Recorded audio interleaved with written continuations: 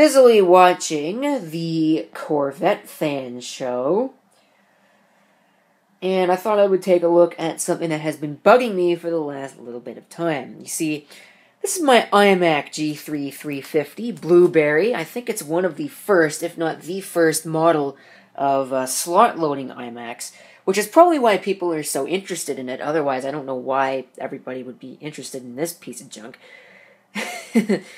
Because it's not actually really an interesting museum piece. I mean, that's more interesting. I actually have to plug that back into the docking station. That's definitely more interesting. But anyways, far be it from me to impress my beliefs on anybody else. There's only one problem with this particular system. The bugger won't power on. Let's see. Let's try this again. Is it this cord?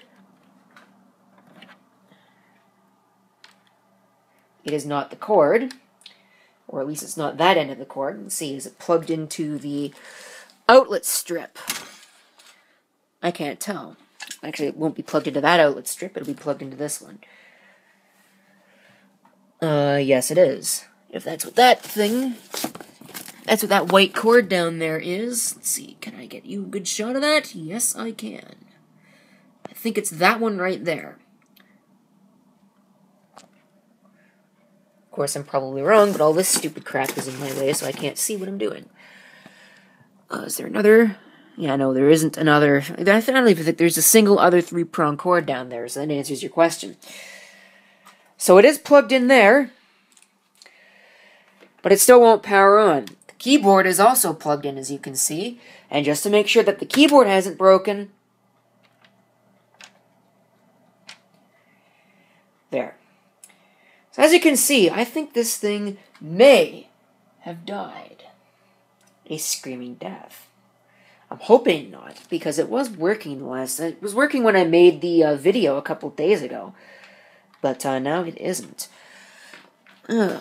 Let's see, I'm going to have to go find it now, because I do have a spare power cord, but I don't know where it went.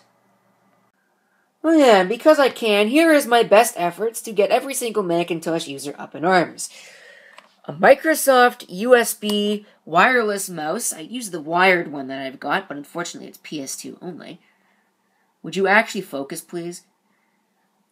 And a Macintosh or an Apple USB keyboard. Now, I don't like these things. In fact, I actually don't care for them at all. But this thing has the added benefit of being free, which means that A, it was cheap, because, well, it was free, and B, it is also the only spare USB keyboard I happen to have. My only other keyboard is PS2, which won't work with something like this because I don't have a PS2 to USB adapter. I've got plenty of the USB to PS2 ones, but none that go from PS2 to USB.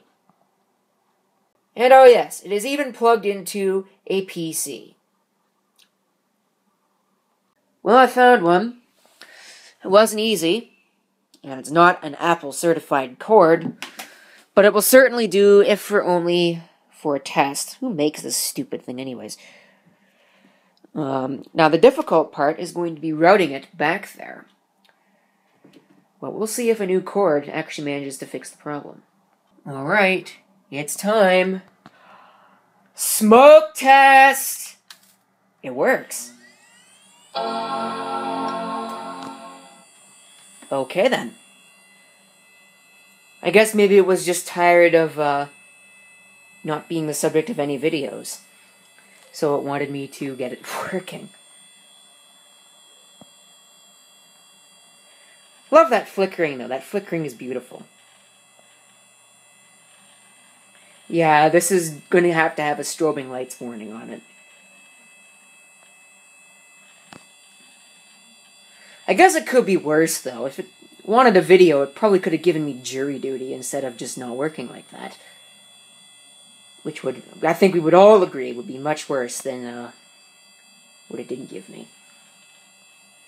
Which was a reason to make a video. Now to transfer photos from my digital camera. If I could find the stupid USB cable. Well, if the upgrade your computer aficionados on YouTube are not going to be up in arms over the computer that I'm using. They might be up in arms over the camera that I'm using. A Kodak DC-280 Zoom digital camera from 2000, no less. Would you believe I managed to find the USB cable? Probably shouldn't put it on the keyboard. That would not be a good idea. Found the USB cable in the first place I looked. The drawer with all the camera stuff in it. So I'm going to go ahead and turn that on, make sure it's in connect mode. And it is, or it should be. Yep, there it is. Open up the program that is supposed to connect to it, which has its own special name. Let's see if I can find this stupid thing, which I probably can't do. Let's put the mouse onto something that is a little bit more conducive to doing such a thing. It might be in applications.